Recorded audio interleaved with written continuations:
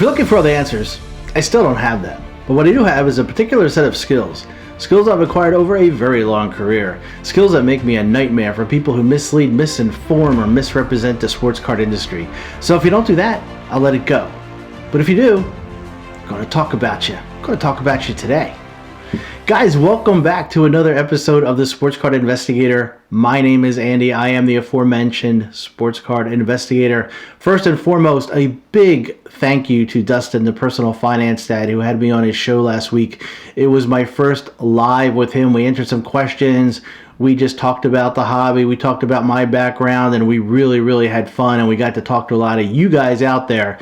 So that made it all worthwhile. Thank you very much, Dustin. If you have not subscribed to the Personal Finance Dad, go do so. He puts out some really good information on a very regular basis, and I just love what he puts out. So, man, oh man, things change fast in this hobby, don't they? I had an episode to my fantastic producer, director, at Ty Eisman. We were putting the finishing touches on it, getting it ready, and what happens? The news broke about LaMelo Ball, and it looks like he is going to be out for the season. Man, it's just something that is just impossible to know or predict, right? That something like this would happen. We have no control over it. We just have to do what I used to do with DEA, is adapt and overcome. So what does this injury news mean to us? Well, if you weren't collecting LaMelo or buying LaMelo, it means nothing at all. But if you've already bought them, it still doesn't mean anything. I'll talk a little bit about what I would do if I had them in a little bit, but there's no reason to panic sell. Some people will, because this is a horribly reactionary market. So I anticipate you will see some people panic selling. He's going to be back. And speaking of which, if you haven't already, go check out Sports Card PT. He did a whole thing on his IG about the injury rehab and what to expect. So go take a look at that. But if we're looking to buy LaMelo, well, then the market bears watching, because we could take advantage of these guys who are going to panic sell.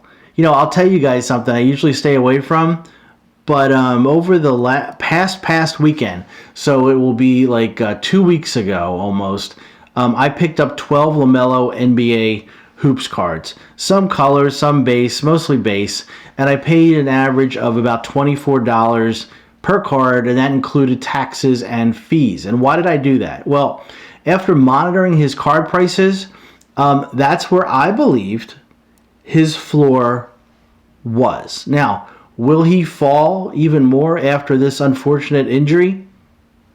Maybe. I mean, we're dealing with a lot of new players in this hobby industry, a lot of new money that has come into our community. And as you guys know, it's a total reactionary market. So what will be the reaction to LaMelo's injury? Well, if history serves us, there's probably going to be, again, a short term or maybe some panic selling. If you're a LaMelo collector or flipper, keep a close eye on his prices, and you could take advantage of non-panic buying, right? Because as I said before, it could provide some good buying opportunities. So this is a situation I'll be watching very closely. One thing that I will mention, and this is my opinion and my opinion only, and you always have to do what's best for yourself. But for me, there is no urgency at all at this point to get LaMelo graded. So if you were thinking of spending $150 on an expedited grade on a LaMelo card, why? Right? We're rushing to get it back, but he's not going to be playing.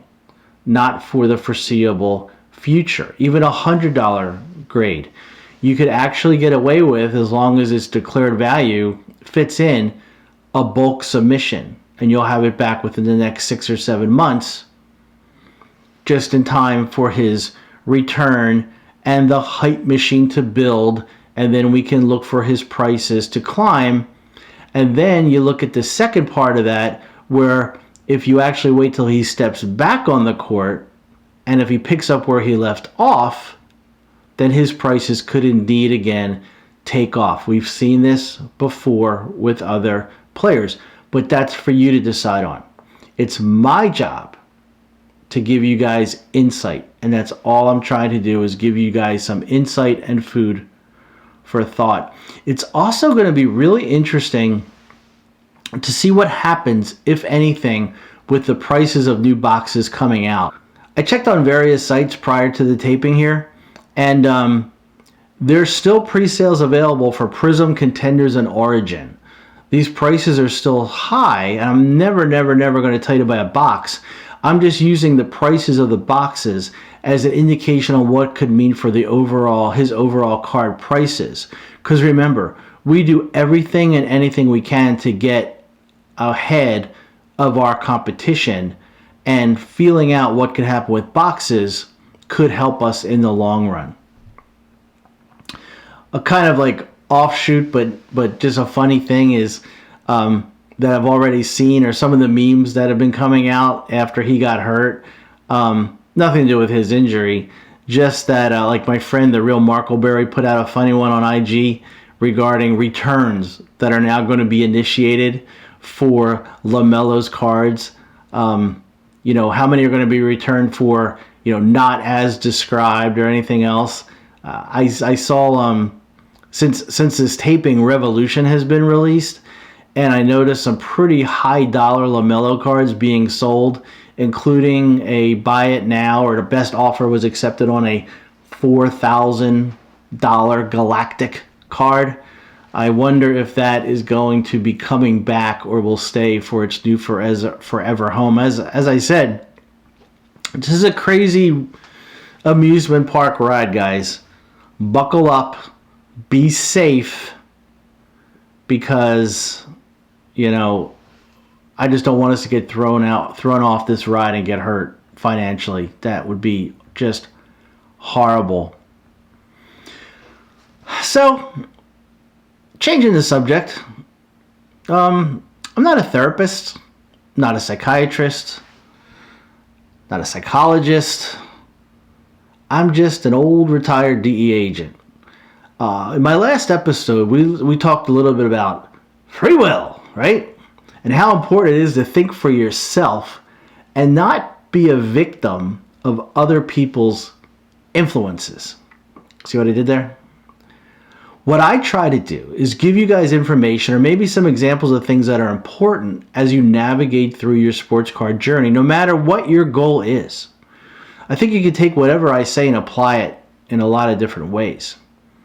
And if the advice I give you, it helps, then I have succeeded on my quest. Kind of like Don Quixote when he finally conquers the windmill.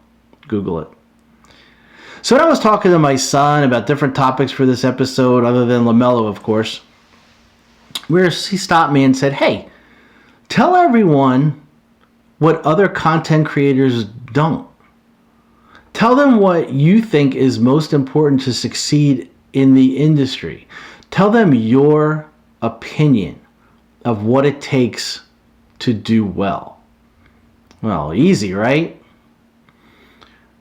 So my friend Brett from Stacking Slabs, if you listen to him, he always talks about tapping into your superpower as you navigate through the hobby. And he says everyone has a superpower. It's just up to you to identify it. And he's right. He's right. And I don't know if you would consider what I'm about to tell you a superpower. I consider it an important trait. And we all have the ability to use this. But the important thing is putting our mind to it.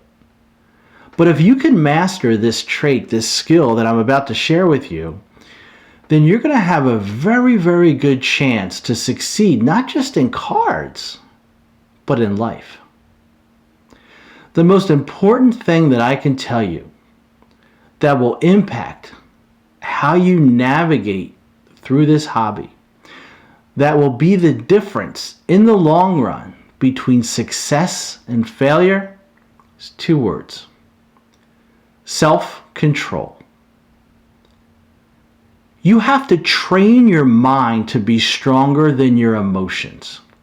Because if you don't, you're going to lose yourself every time. And that will spell disaster. To me, it is the single greatest asset or trait one can have. And I would argue that in no time in the history of our hobby is the trait or the gift of self-control more important than it is today. Look what's coming down the road. Even with LaMelo's injury, I don't think it's going to affect the price that much of a $2,500 to $3,000 box of NBA Prism. How many of you, whether you have the financial means or not, would be tempted to buy that box? Self-control. Take a breath, weigh your options, and think before you act. Do not react before you think, and never let your emotions outweigh your intelligence. That's it. Self-control. We all have the ability. We just have to put it to work. So that's it, guys. Self-control. You master self-control, you're going to be way ahead of the game. Okay, time for a horrible segue alert. I think I want to try to make this a regular spot on my videos going forward. The Sports Card Investigator Rant of the Week, or something like that. My editor, maybe he'll come up with something cool, but, Rant of the Week, whatever. So with that said, I think it's time for a rant. So as you guys know, I watch everything, and if something, for lack of better term, grinds my gears, you guys are going to know about it, because I think it's important. My favorite videos from these content creators when they put them out are called Cards I'm Buying Now, or something to that effect. Cards I am buying now. Never have been videos more incorrectly titled. Oh, nay, nay. John Pannone, comedian gone way before his time, used to say that. He's a funny dude. Google him, John Pannone. These videos should be titled Cards I Have Already Bought. Watch the videos.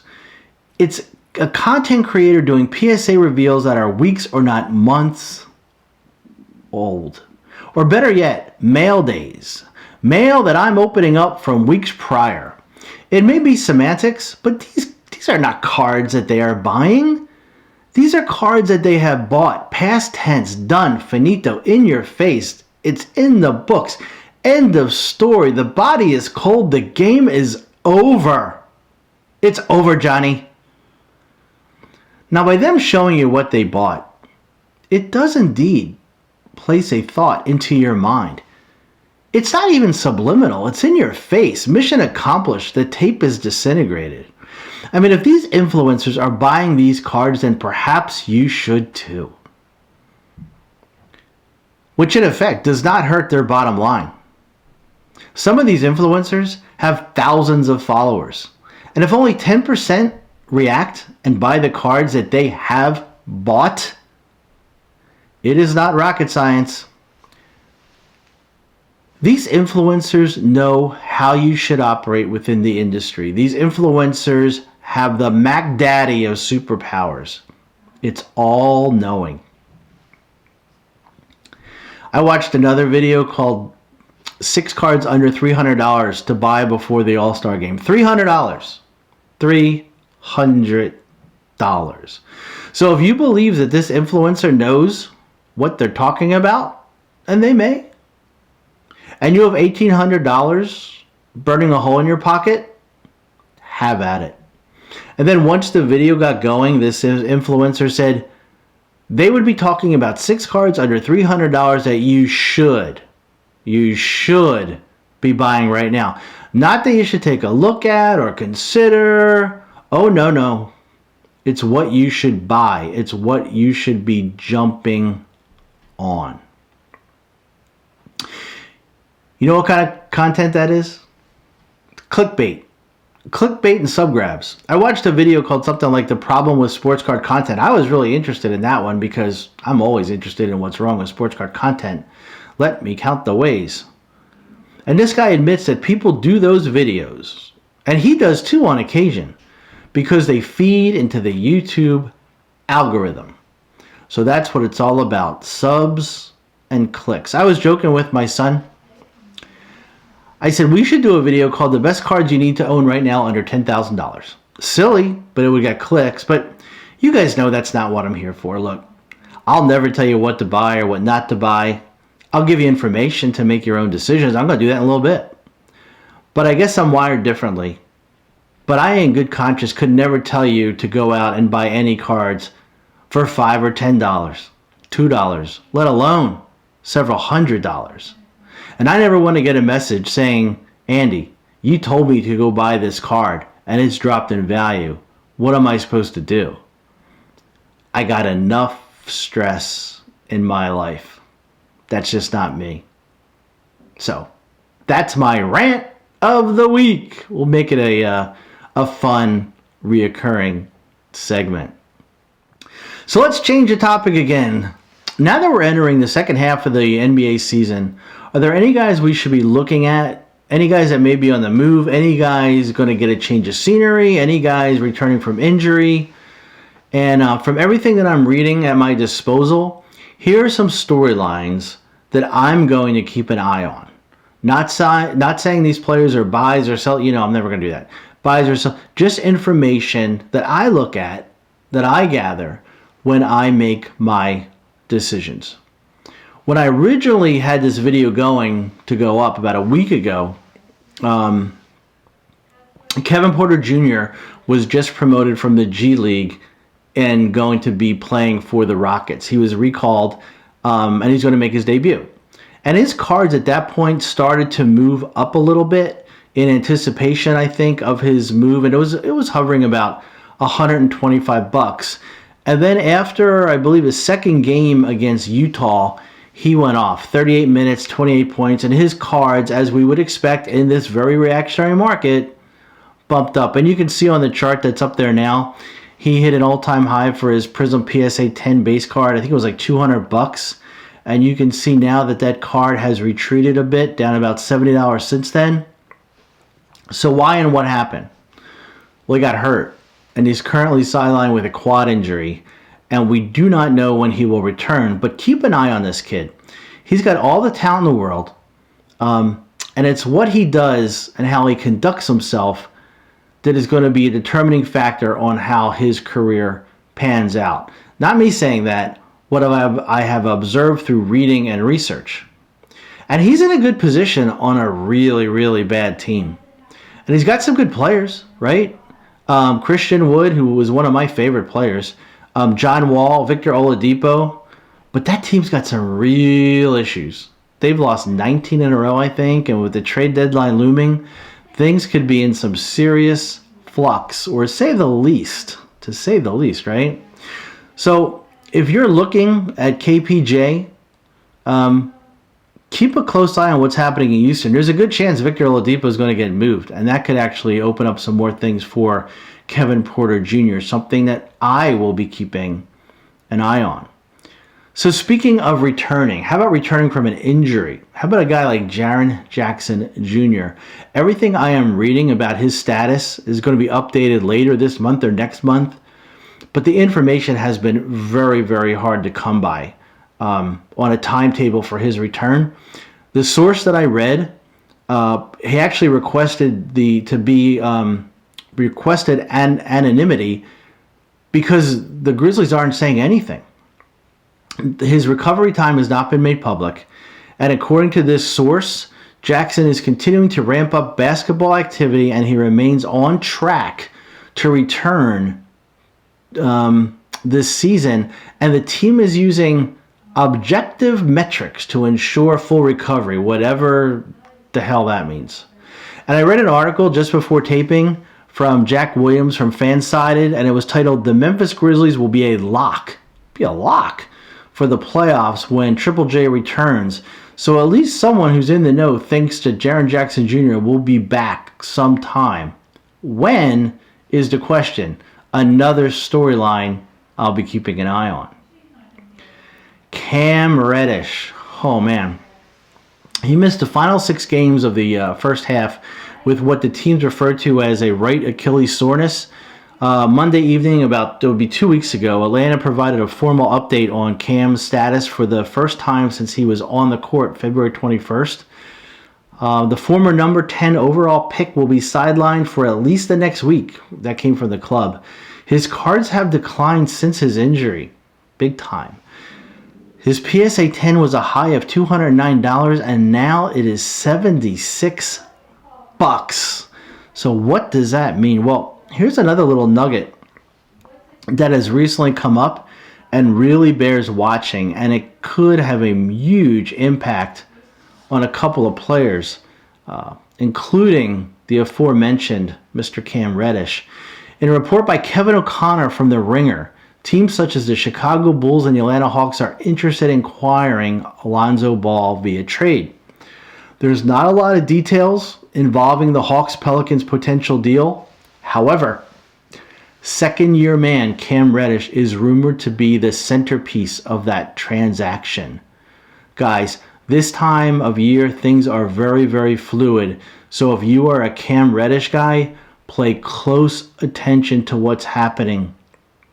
It could be crucial not only to the card value, but Cam's development going forward, where he ends up and what kind of position he will be in. And I am seeing more and more of his name being brought up as the trade deadline approaches. And finally, let's talk a little bit about the rookies. You guys know that's what I concentrate on all year, trying to focus on these rookies that I think will be around for the near future and for the next year going forward and years to come, if that is the case. And then I focus on the correct buying opportunities. And this year, it's been a challenge to say the least. And now with LaMelo's injury, things have changed in a hot minute. And what has this done to the Rookie of the Year race and other guys being considered going forward? You can see on the new Rookie of the Year odds that we have a new leader, Anthony Edwards. I guess we could argue that even if LaMelo was healthy, Anthony Edwards was making a push to overtake him for Rookie of the Year. It may have been a very slim chance, but he did have a chance nonetheless. But now things have changed. This information I'm about to give you guys comes from an article from the Sports Betting Dime. Bettors know their livelihood depends on it, and they had some really interesting takes on these guys. Anthony Edwards has been playing like a first overall pick as of late. Even with Ball healthy, Edwards was playing at a standard which could have potentially reignite the Rookie of the Year debate. The former Georgia wing was scoring 24, almost 25 points per contest in his last 10, more than Steph Curry, Jason Tatum, and Kawhi Leonard. Minnesota is playing better basketball since the hiring of Chris Finch, and now the return of Karl Anthony Towns has helped Edwards hone and find his role. Had Ball avoided injury, this was probably an irrelevant surge in the Rookie of the Year race. Edwards has been great and enjoyed marquee moments, but his efficiency hasn't always been present, and playing on the Timberwolves deep in lottery wilderness would not have and did not help his case. He is the natural successor to Ball now that Ball's out for the year, but it's still not a foregone conclusion. Edwards has been inconsistent this season, and Ball has made such a spectacular impact that some voters could be lured into voting for the Charlotte guard, even though he finished with 41 games played. This is not my information. This is information I have gathered about this subject. I always want to make that clear because I don't know this stuff. This is stuff that I try to learn.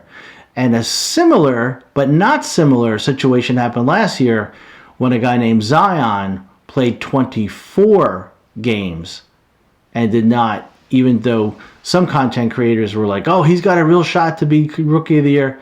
He never had a shot to be Rookie of the Year. But this situation could be a little bit different. Okay, what about Tyrese Halliburton? Well, the trade deadline could be key in Halliburton's Rookie of the Year push. Sacramento is adamant they don't want to deal Buddy Hield or Harrison Barnes, but trading either one of those, if it happened, would open up major minutes for Halliburton. He's played 27 minutes per game in March, markedly fewer than Edwards, who's been playing 36 minutes in March. And the increased workload would be a boost to Halliburton, yet he doesn't exactly warrant it at the moment. His shooting numbers, not real good. 33% from 3 over his last 11 games. And the Kings have been marginally worse with Halliburton on the court. Something to think about going forward. Their offense scores almost 4 points fewer per 100 possessions with Halliburton in the game. Interesting stuff, right? And finally, this article that I'm referencing provides some good information on Immanuel Quickley, one of the guys that I'm looking at. Winning games doesn't usually matter in Rookie of the Year. With the Kings and Timberwolves slumping into the lottery, Immanuel Quickley is playing considerable minutes on a playoff team. And the Knicks are kind of relevant now. I mean, add the Knicks into that, right? Into that mix. And Quickley has way more eyes on him than Edwards or Halliburton.